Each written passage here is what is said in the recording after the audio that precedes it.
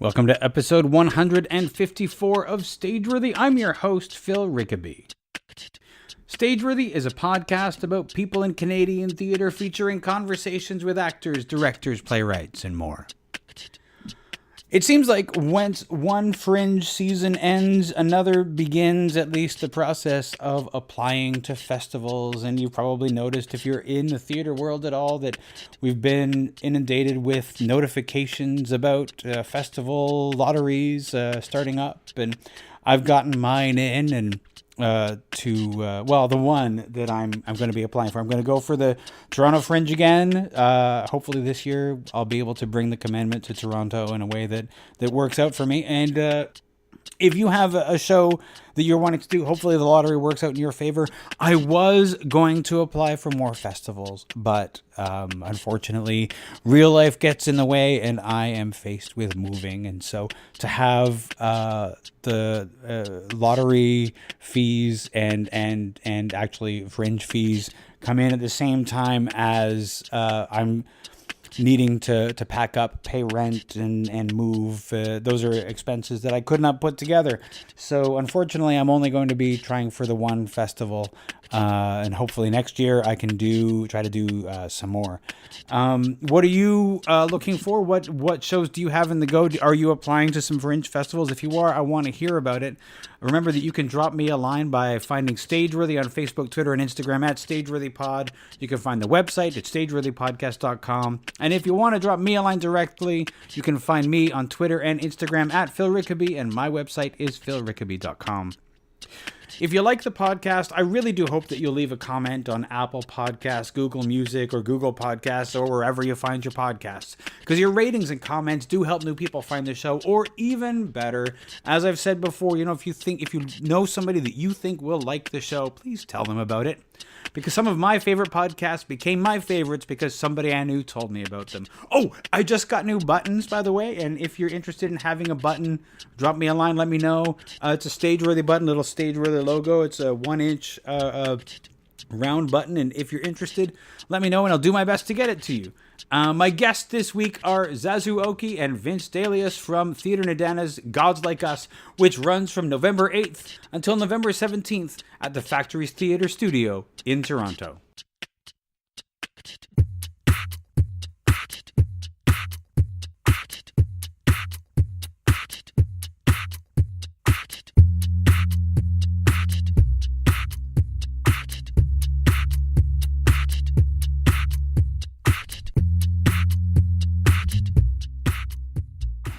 If you could just, each of you give me your name and tell me what you're doing on the show Gods Like Us. Great. My name is Vince Deiulis, and I'm a co-writer, co-creator, producer, and performer in Gods Like Us. Nice. Yeah, and same. My name is Zazu.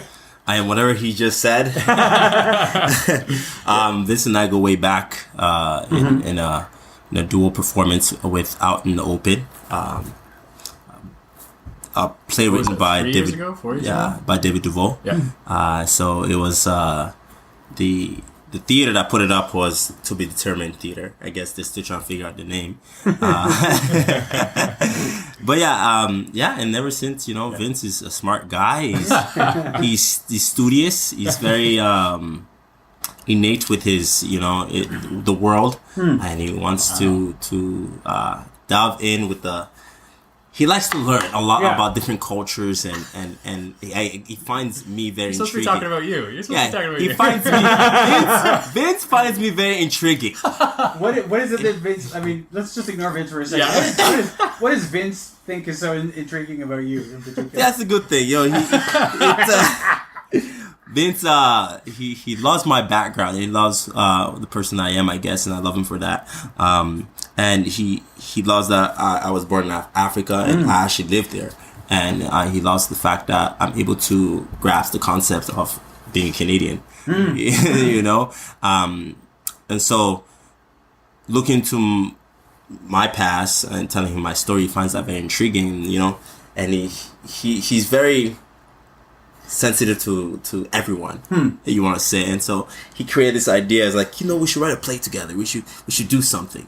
I'm like, yeah, sure, no problem. And this guy here just balls it, just goes, takes it by the horn, just goes with it, and just creates this whole, he used this opportunity, this 100 years of Armistice to like create a play. And then because I'm African, I'm Nigerian, he's like, how about what happened to World War in Africa? I'm like, buddy, I have no clue what happened. Not a cent, not an ounce. No one told me nothing. All I know is that, like, I'm African, I'm here. It's funny. It's interesting because, I was looking at your description of the play. And, when we're taught about World War I, we're taught Belgium, we're taught France, Germany, Canada. Yeah. But we're not taught about the African theater in terms of the war. Yeah. In fact, the only time I've ever really seen that mentioned is I watched the BBC Canadian the big miniseries The Great War. Okay. And they go into that. They do. Okay. I'll have to watch it. Yeah. It's a slog, by the way. It's like 12 episodes. It's 12 episodes. All the wow. in-depth, all the footage and stuff. But it's so rare that we talk about the fact that World War I happened in Africa as well as these other places.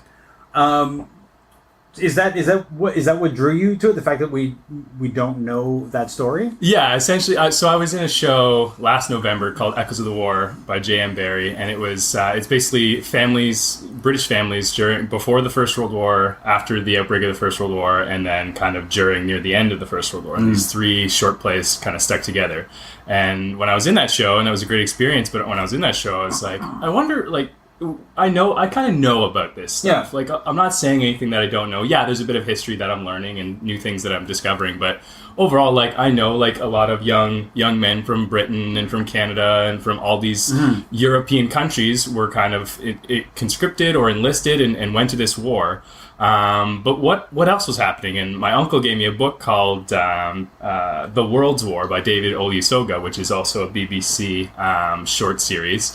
And that talks about David Olusoga is from Nigeria, and he lives in London now, and so that talks about the other perspectives, like the Indian soldiers and the African soldiers, and kind of every other country, the title of the book is The World's War, and it makes you think about that this was a global conflict. There were Australians that were going to the war. There were Africans. There were a bunch of different countries that went to this war, died for this war, died for the cause, and yet they're just forgotten by history because we know about the Western Front and the British, and there's nothing to take away from that, but to say that there are all these other stories that we can discover, and so that was really interesting for me to start. But to be frank, also with all those teachings, like I lived in Africa till I was 9, and I called my dad when Vince wanted to inquire what happened in Africa and when the war was happening.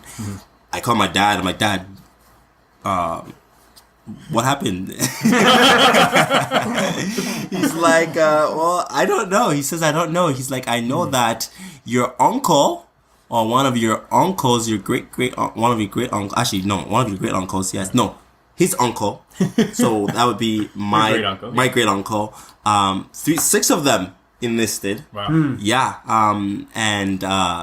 He says they were all written in books, but these books are kept somewhere that we don't know where he is. I'm like, Dad, can you access it? He's like, I don't know. I can't access it. I'm like, why not? If you just told me someone has it, right? He's like, well, I don't know those people. Are not our people? Like, so I am left with the impression that even Africa itself doesn't talk about it. About the war, so it happened. There's a book about it. It's there, but it's not taught. And so I feel like there's information that needs to be, I don't think the whole world needs to know about Africa or Nigeria in the World War, but I feel like it's even in Africa that they aren't teaching that history, and I think that's something that, like, we should know that history. Sure. I mean, I know the reason why we teach it here, because it's of course it's we're the hero. Also it is like the world in our mythology in Canada. World War I is when we became a nation. That's when that happened for us. That's when we stood on the world stage and said we're a nation. Yeah. That's right. Proved ourselves. That's right. In the forefront. But I mean, Africa and Nigeria, it doesn't occupy that same place. Because we're colonized the whole time. Yes, yeah. So what was it to brag about? Well, it's the same for the Indian, like the Indian soldiers. Yeah. It's not a big thing for them. They were colonized too. Yeah. They were like, it's not like how much option did they have to go and fight in this war? Right. And I think that's what we're talking about here is what were the options? Well, yeah. Mm-hmm. And then not only that, what were the options for those who were Africans? The blacks. Yeah. Those because at that time there's still racism going on. Oh yeah. So, yeah. So how do you get how do you tell a slave to go fight for you in a war without backlash? Well, it's not like that slave can necessarily say no. Can they not? Can they? I don't know. Can they not? And I think that, and that's why people need to come. That's why people need to come see the show. Yeah. Right? Because can they say no? Is the question. What would happen if you have a bunch of slaves going to war with it? Would they rebel? Would they shoot you? You giving them guns? Yeah. You giving them guns? Gun is power. Yeah. Right? Yeah. So there's all these questions that arise, and Vince has been studious and doing all this research, and I've learned a lot, a lot. And so again, the play does dive in and help answer some of those questions. Hopefully, people can understand from that. Interesting. Yeah. One of the things that you said earlier that I kind of want to jump on, and I really wanted to ask about it, is about your experience with Vince. And you mentioned that Vince is interested in the fact that you can grasp being Canadian. Yes. And I'm curious what you mean by being that. Canadian. Yeah. Because you could be typical. We all have our stereotypes. Yeah. There's stereotypes. You could be a stereotype, a typical white man. You could be a typical Mexican. Yep. You could be typical. But I don't see myself as being typical as an individual. And I think that's what I mean about that. Because a Canadian isn't typical. Does that make sense? Well, I'm curious what you mean by that. Just like to just keep going. Let's keep going. Just get ramble on. No. Because we Canadians we accept. We like to accept, and that's me. I feel like I accept other people for who they are as a race, as a person, as someone who has their own value and ideology. And Vince is an exemplar person of that, right? And so that's what a true Canadian really is. Is we're willing to accept all the cultures, and then that's why we're so multicultural. Because I know a lot of black people who aren't accepting of the white race. I know a lot of black people who aren't accepting of Indian race or other races. In fact, I know Indians that aren't accepting of their own people. And so to be a true Canadian is to understand other people, their perspective, and accept it for what it is in face value and without prejudgment. Right, and so and I think that's what it is. Awesome. I'm trying to hammer in. Yeah. No, that's good. So, Vince, we talked a little bit. You were here just a few months ago. Yeah. And we were talking about another show. So we talked a little bit about your theater background, things like that. Yeah. So Zazu, you're new to this. So one of the things that I like to do is I like to talk to people. I like to find out what your theater origin story is. Like if people who make theater, we're the superheroes of our story. Like, what is your origin story? What made you want to do this? Theater. Yeah. I've been doing theater since high school. Actually, since high school. Because middle school, I came here and I was middle school. Yeah, since middle school. Because I was Sebastian. In middle school. And that was my first play on the stage. I was, in Shakespeare. And when I came from Nigeria to Canada, I was fresh off the boat. Like English was bad. Like I'll give you an example. My first day in school, cause my English was broken. I understood English, but it was broken. So I speak like this, like how are you today? And so things were just broken. Like you understand. So I went to ask the teacher cause she wanted us to write in sentence, and I asked her, how do you spell day? Day. Can you? I said, ma'am, how do I spell? I went, ma'am, miss, can you please spell day? She's like, it depends on which day. I'm like, okay. So my sentence is, she says day as in D-A-Y. Okay. So that was so when I wrote down my sentence, it was supposed to say T-H-E-Y. Yes. But I wrote the sentence and went, and I said, and they So, and they came over to my house. So my spelling was and D-A-Y came over. And so it was a learning curve, right? Yeah. And so theater, I didn't allow that to prevent me from expressing myself and who I am as an individual because I lacked understanding of language. So theater was a great way in middle school to actually help me to express myself even more and create. And so I always loved creating because in Africa, I drew in sand. I was drawing. People was like, he's going to be an artist. And everyone's always saying, look, he's such a good drawer. You know, he's going to be an artist. So I always thought it was going to be a painter or a drawer or sketch, some of those sketches. So I always sketched. And then I came to Canada and learned theater. Wow, what is this? You know, because as a young child in Africa, you don't get to see theater. You see TV, right? But you never know how to get on TV. No one teaches you those things, right? And so when I came to Canada, I learned about theater, and my teacher says, "Hey, you try this," and I tried it. Oh, you're natural. You know, give it, you Sebastian. You know, and so ever since then, I love theater, and I've always been a part of theater, and I never took it seriously until I actually was in high school. Even then, I thought I was going to become an animator because I always thought I kept drawing and sketching and stuff like that. Then I served a mission on my church, and it just hit me. I need to create life. I just need to just perform. I'm a performer, and so ever since I went to theater school. I went to Barker University, studied theater, and then after I graduated, my first play was with Vince. We toured out and open together. I just been great, and now I'm kind of transitioning to film. I'm kind of backstabbing theater, but theater has a special part of my heart, and so creating this is just been great. Right now I'm working with a world-renowned comedian known by the name of I'm blanking. I don't know why I'm blanking. His name is, to the drum roll, Jay Martin. He's a world-renowned comedian, and this is the second time I'm doing this show with him. It's a theater dinner show, and it's called Commission Kofi Wedding, and so it's when Africa meets Jamaica. So when coming to America means Zaka Zulu, whatever it is, and pretty much it's like an African American and Jamaican. The cultural clash, right? The differences, and so it's, if you come and watch this, it's like you're watching a big Medea film, and it's just blown up, and so it's pretty epic. And so I love theater, and every opportunity I have to play on the stage, I'm there. Yeah, I think Canada is one of the few places where you can. I don't know about. I think you do it in England too. We sort of borrowed that from England, where you can do theater and film and television. And the States is like, well, people are starting to do, like, now film people are doing television, and occasionally people do theater, but there seem to have previously been these walls between what you do. And in Canada, it's just like, we're just doing everything. Yeah. That's it. We're just going to do it all. We're accepting. That's right. Accept it.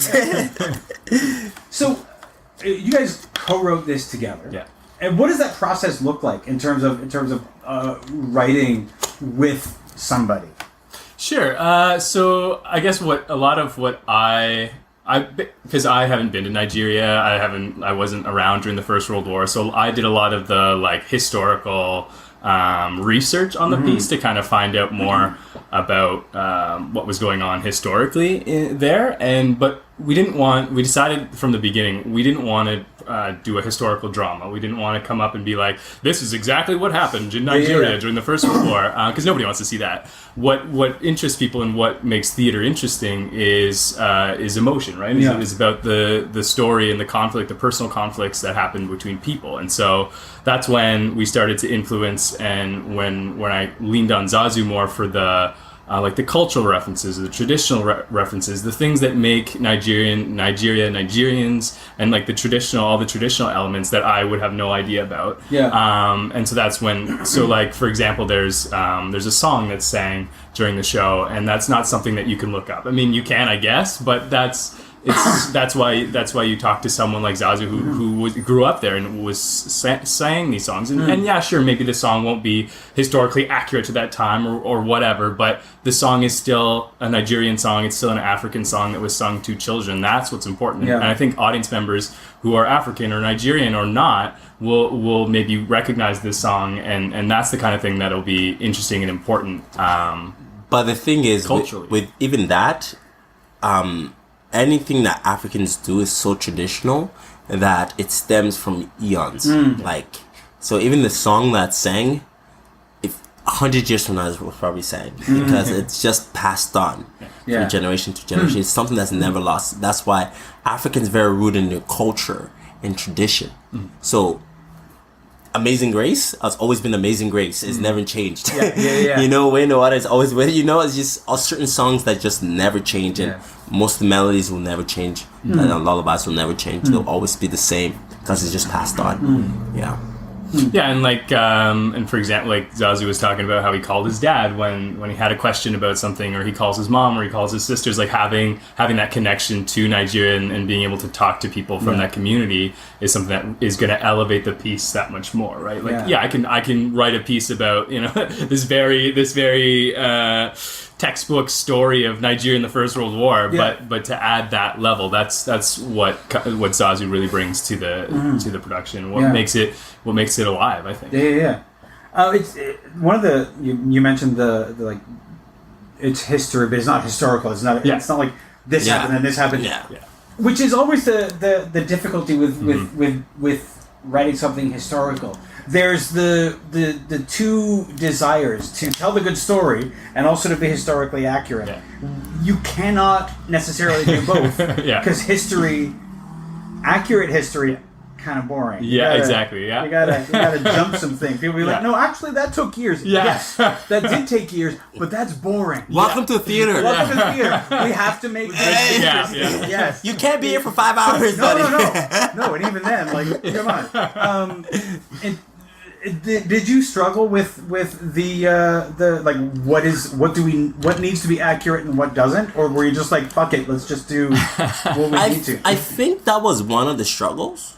But Vince had a clear understanding of like how, you know, he knew that there was a topic and a challenge at hand, and we want to send a clear message.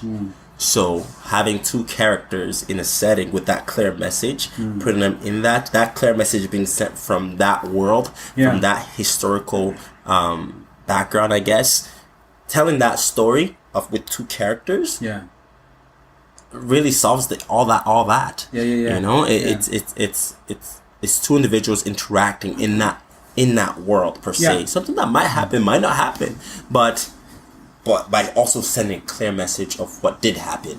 If that makes sense. No, it does. One of the things I love about theater is that you can do something with just two people. And all you have to figure out is, if there's a conflict, why doesn't one of them leave? If you can figure out why one of them doesn't leave, you've got some awesome theater. And that kind of like just having two people who are stuck together is a great opportunity to have some real drama. What would you say, both of you, what would you say your biggest challenge in creating the show was? Aside from the question of history over story, what was the most difficult thing? I think I mean, it comes making it general but specific, I think would be the hardest part, because like again, I mean, I know you said not to talk about it, but the history and trying to talk about the whole country, the whole conflict, but at the same time not being able to. And so what do you focus on? What do you think will resonate with people the most? Was it, and continues to be the big challenge of this show, is like, how do you make something as big as a world war fit into two people in 80 minutes on stage, and make it important and make it resonate. And I think finding like the specific in the general, but still keeping it general enough that that you learn about a lot of things. Zazu? You know, like to be honest, I think the most challenging part was like having to like, because I'm so busy. I have 3 kids. I'm 28, True. 3 Yeah, kids, yeah, yeah. under 3. Yeah. Oh, jeez, man. Right, Yeah. and Vince is a single man, always working. Yeah. Because he just had that time to Yeah, work yeah. and work, and you know. And I lived in Brampton, he lived in Toronto, so I think that was the challenging part was just when do we meet up? How when are you free? Yeah. Yeah. You know, and so that I think that was the most challenging aspect in creating this. Yeah, absolutely. Yeah. One of the things that you were talking about you know, just generally dealing with make it encompassing a whole world war and all of that is the other side of it is that a war that doesn't really exist in popular culture. Yeah. Because first off, there are no surviving soldiers Yeah. from that war, and there's also a lot less historical record because any film that we have is choppy, like hand cranked, black and white stuff. Whereas World War II has a lot of film, a lot of sound. It's got so much stuff going on. It's more documented, and so we've largely forgotten about the war in popular culture. Yeah. Except, of course, when all of a sudden Wonder Woman takes place in World War I. The movie. Yeah. But largely we don't deal with it. Yeah. And yet the impact is everywhere that you go in Canada. Yeah. Every small, and I know anytime I go through a small town, like in the center of the town, there's a cenotaph. Yeah. You know, and you start to realize as you go around the country, this hit every little town. You know, and yet we're not thinking about it. We don't. In fact, we don't even think the numbers are staggering, like casualties and things like that. And that's another thing that we don't realize because we're so far removed from it. Yeah. So far. Yeah. 100 years, which is a lot. Yeah. Was when you were looking at things to include, were you thinking about what does the audience need to know in order to understand what's happening here, or are you just like assuming a certain amount of knowledge?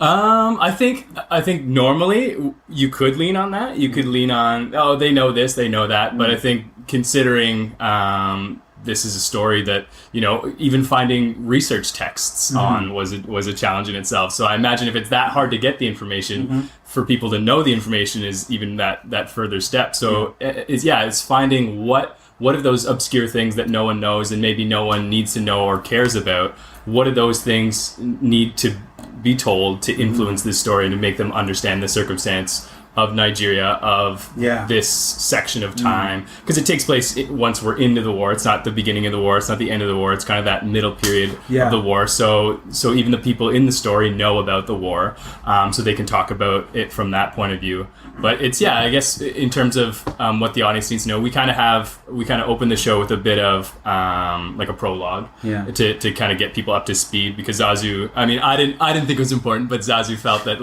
and he made a good point of, you need to kind of give that information first, and then when we touch on it again later on in the story, then it's like, it doesn't take the audience that minute to be like, what are they talking about? And it takes you out of the story because you already know it, and now it's just reinforcing it through the action that's happening. So that was a really good point, and that's something that we've constantly struggled with, is like finding out which bits of information are important and which bits of information are important and interesting to the show. I think on that topic, that like whenever me and Vince are together and we're having to explain the show to someone, Vince will go into this don't you know? Lecture, don't you know? And in my head, I'm like, I don't think they know. Like, they have no clue. Like, I didn't even know. Right? And so, I know in theater, we're supposed to show respect to the audience and respect their understanding, their knowledge. You have to. Right? And so, you're not supposed to dumb it down. A piece like this that even us lack knowledge in, even us explaining with a prologue or anything like that, it's not treating them with disrespect or anything like that. It's to give them the knowledge that requires them to fully grasp and question, and also like leave them with question marks, also without really being lost. We don't want to lose them. Yeah. We want to keep them intrigued, but not lost. Yeah. Right? We want to make them question, but not like, you know, no. We want them, sorry, I should repeat myself properly. We want them to wonder, not question. Yeah. Right? We want you to wonder more and okay, how about this? You know? So, he would educate people, and I'm like, Vince, let's not educate them anymore and create this prologue that will help them understand what you want to explain, right? Because if you have to explain it to everyone every time, then they're going to be lost. Yeah, no, we don't want to lose anyone. It's so true, because you know, like we were saying, this is like World War I, not particularly thought of in the popular culture. If it was not the 100th anniversary coming up of the end of the war, and we haven't had like 4 years of like World War I, people talking about it, like all this stuff, it would still be completely out of mind for most people. And I think it still is for most people. I think so too. You know, the common man. Like I'm a history nerd, so that I eat this stuff up. But most people, like, what's on TV? Like, have I seen this? Like, what's my frame of reference? But you also have, from what I see in your description, is there's an inherent culture shock. Or in terms of like misunderstanding, because you're a Canadian recruiter who's approaching a Nigerian farmer. Two very different experiences. And also one person who ultimately knows what is ahead, and one that doesn't. And so are you obviously there's like, just by the premise, there's two people who are going to understand each other off the bat. Was that important to explore? Yeah, I think when we were exploring how to tell this story, there was a lot of options, and we were trying to think of like what's the best one, what's the easiest one. Do we have? Is it just two soldiers like at the front talking about this? Is it two people who have no reference to the war and they're just kind of like talking about what they think it is like? And that's when we kind of I've been reading this great book called Nigerian: The First World War, and it talks about all like the history and all the boring stuff that Zazu says I always talk about. But in that book, some of the most important stuff is that it talks about like Nigeria had only been a country. It was, before that was a northern and southern protectorate. It had only been a country for 8 months before the outbreak of the First World War. Like January, they started like amalgamating the northern and southern and trying to figure out how that worked, and then war breaks out. And so you have this country, and like obviously all the British and officers are going up to the front to fight and fight for their country. And so it's a very stripped down leadership in Nigeria that kind of control the masses. And so what the leadership there was constantly telling Britain is we can't conscript people here. We can't force anyone to fight, because we'll get a rebellion and we'll lose Nigeria. And so the story here is they needed to recruit people. Right. They needed to ask them for their help or convince them that they needed their help. And then there's this balance of, up until now, we've been convincing you that we're gods, essentially. We're higher than you, we're more important than you. Don't, like, white people can't die, we're invincible. And now we're coming down and saying, okay, now we need your help and this is a big thing, like, we need you to potentially kill other white people. We need you to kill these people that we've been telling you are invincible. So, and even then there was rules set in place in order to kill a white man. Of course. Right? So those proved to be challenging, especially when you meet a wise man that understands that. Yeah. Right? Yeah. Yeah, a lot of the pushback that the leadership in Nigeria was getting was from the educated Nigerians, like the Nigerians who had gone to London, gone to school, the educated elite who were being disrespected by the colonialists, and because, like, oh, you want to be like us, but you're not ever going to be like us. And but then the educated Nigerians were like, well, we thought by doing this you would respect us, and no. Yeah. So there's that whole element as well that kind of like feeds into this story. But you have to talk about like that recruitment process, and that's why we figured that was a good place to kind of, because you could talk about the history, you could talk about the culture, and you can talk about the country coming into its own. Well, this takes place in 1917? Yeah. Okay. because that's Important to note. That's important to note because that's when in the British world when the war started, everybody was just going. Yeah. By the time you're at this point in the war, you're like, okay, people aren't volunteering anymore because most of them dead. Yeah, and, they were dying, and the other ones missing limbs. And like the British, the Allies there, they are desperate for people. But also this recruiter knows all of that. And how do you then convince somebody? Do you lie? Do you say no? It's easy. Nothing bad can happen. And that's the thing, right? Like you have to in the show. It's the tactics that are used to kind of convince this person. It's like there's a bit of lying, there's a bit of truth telling, there's a bit of honesty, and essentially that's why the farmer, the Nigerian character, has this conflict. Like essentially, is this huge conflict to consider, and at the same time, like so does the Canadian. Like the recruitment. There's a lot at stake. Yeah. So especially when he's affected by something a trauma that happened in when he was in the battlefront, right? So yeah. In terms of Zazu, from your perspective, what is the struggle of the farmer? It's a good question. The farmer struggle. He's grounded. The farmer is very grounded, and he seems to have a clear understanding of what's happening in the surrounding, and he has a great value to tradition and culture. And when he's approached by the recruiter, he's a bit calm because he understands that when he's being attacked, when a shark attacks a fish, the fish, if this fish moves a bit, is gone, right? And so he himself, he's playing. He's pretty reserved, and his conflict is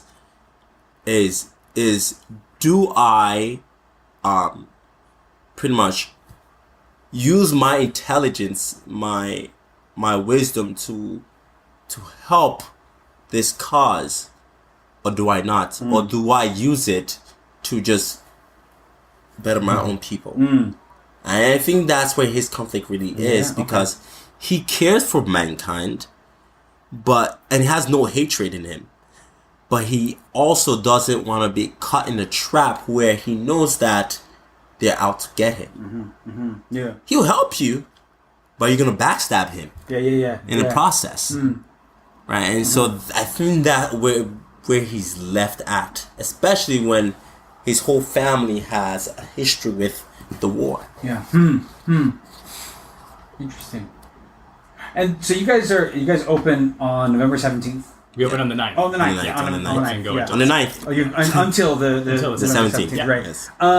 And you're at the Factory Theater, which is a great little intimate stage to be like to put two people on.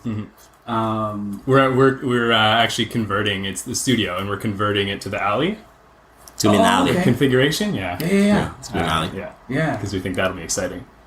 So you're gonna have the audience on both sides. Yeah, that's great. Yeah, I saw a show. I saw Rob Kempson's Trigonometry in the studio in an alley, and alley shows in general just add that because you can see people watching the show while you're watching the show. So you get what you get, and then you also see people reacting to what you're seeing. Yeah. So there's that whole extra element that I love. And so when we were talking about this piece, that was a big thing for me, was to have that configuration. Yeah. I've seen a few shows use that, and it's usually really dynamic. I've only seen one show where I don't think they wanted to do that.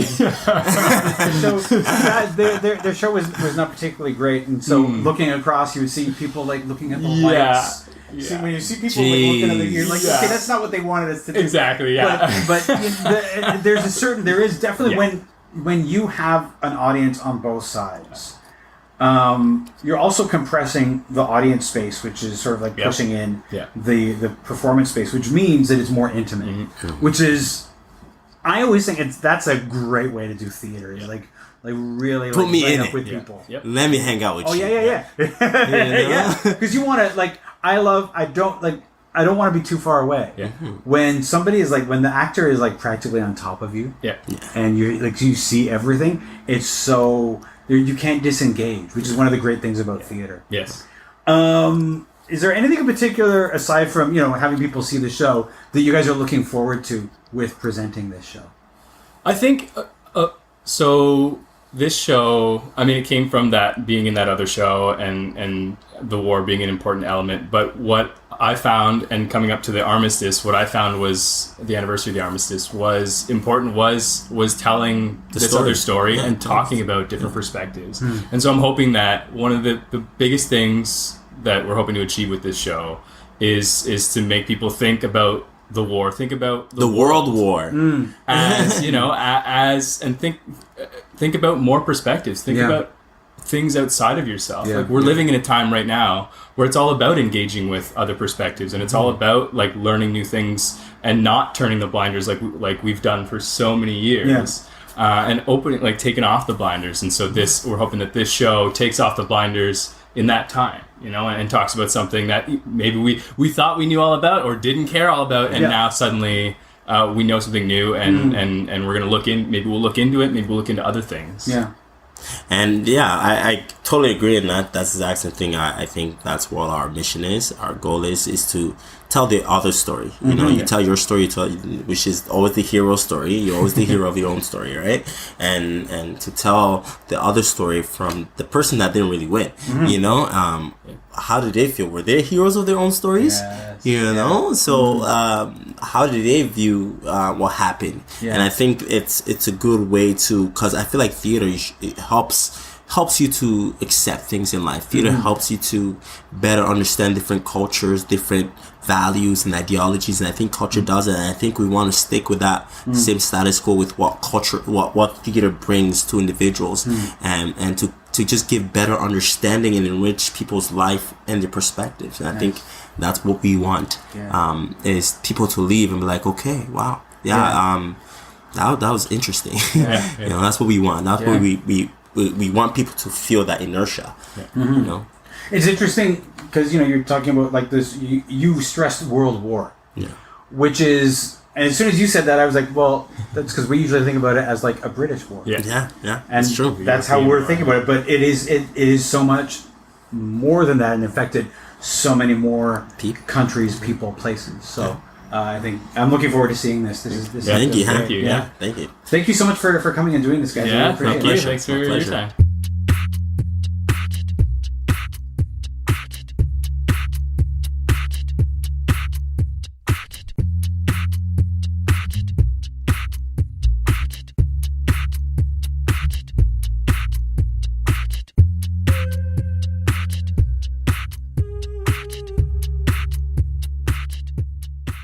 This has been a Homebody Productions production.